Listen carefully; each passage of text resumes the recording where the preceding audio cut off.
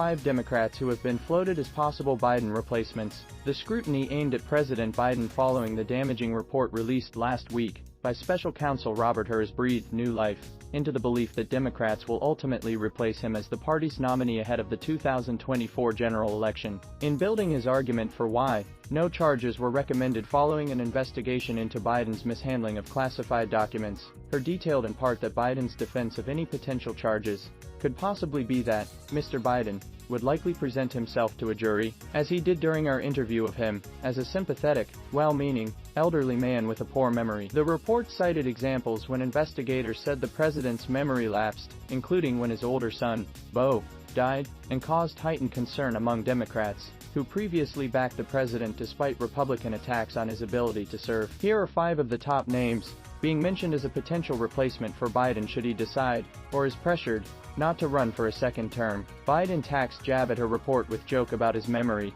returns after speech. One more thing I forgot. 1. California Gov. Gavin Newsom. Newsom has perhaps been the most mentioned name as a potential presidential nominee, given his outspoken criticism of national Republican figures as well as his high-profile clash with Florida Gov. Ron DeSantis at a debate hosted by RZ News. Democrats, strategists and members of the media continually mention him as a future presidential hopeful, but that future could come sooner rather than later should Biden's plans change. Douglas Schoen, a former advisor to President Clinton, wrote in an op-ed last summer that Newsom wants to run for president in 2024, but was backing Biden for re-election to garner support for himself.